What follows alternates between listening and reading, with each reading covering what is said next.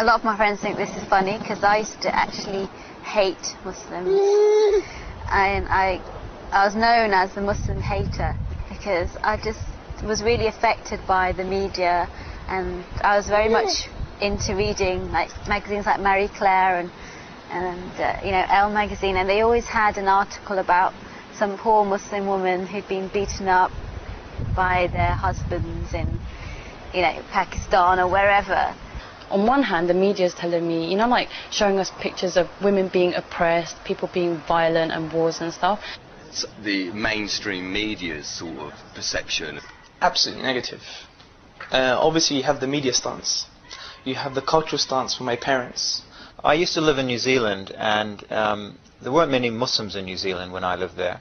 And I think as a result of that, the media was certainly nothing like we have here in Britain in terms of the anti-Islam feeling.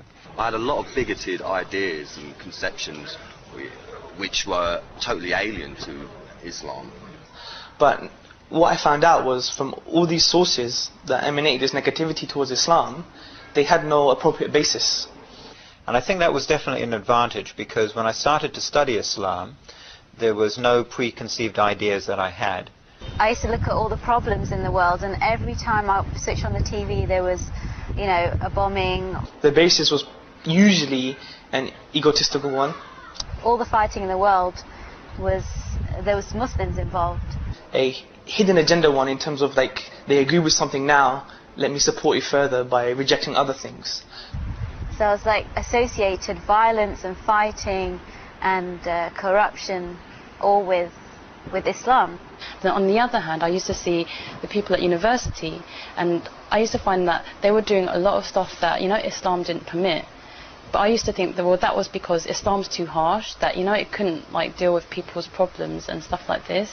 I hadn't been approached for a majority of my life about Islam, so I didn't know anything about it. Something very non-liberal, and Muslims very arrogant, because they thought their religion is the best religion, and they were not willing to take from any other religion. I had my life, they had theirs. What I saw was that people were living split personalities, doing things they weren't supposed to be doing, and then going home and then being another person, you know, for their parents, basically. It didn't relate to me, so therefore it was not worth taking any notice of. My dad's family, a lot of them live in Iran, so seeing them, I didn't have a very good view of Islam at all. It was a religion that Asian people followed, and it was something which was very strict on girls. That's really the only view I had of it, that it was really restrictive, and all it wanted to do was stop you having fun and stop you going out. So I didn't have a very good view of Islam at all. From the other perspective, I think now that Islam is so much in the media, it's a case that people are, you know, rejecting a very biased opinion, and they actually want to go and see what Islam's all about.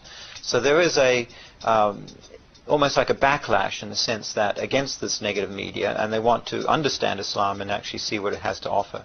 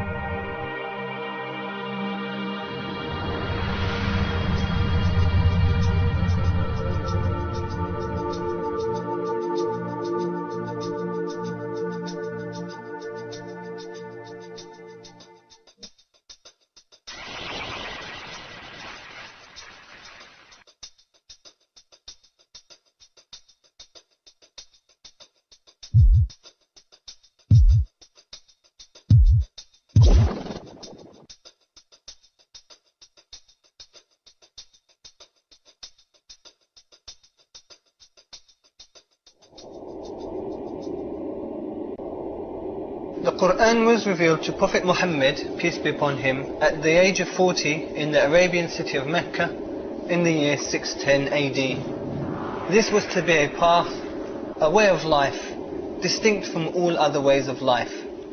Islam called upon the people of Arabia, who were in the depth of misguidance, backwardness with widespread depraved practices, to believe in the oneness of Allah and the messengership of Muhammad, peace be upon him.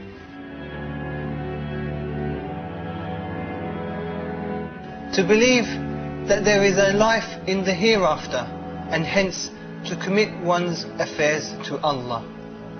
The progress that Islam brought to Arabia was phenomenal.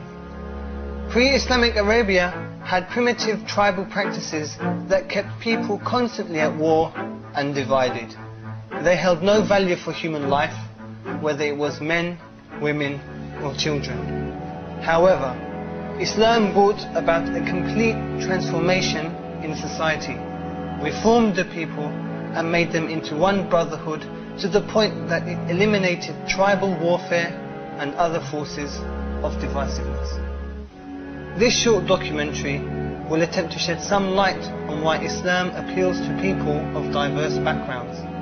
The interviews in the documentary will reveal why people embraced Islam.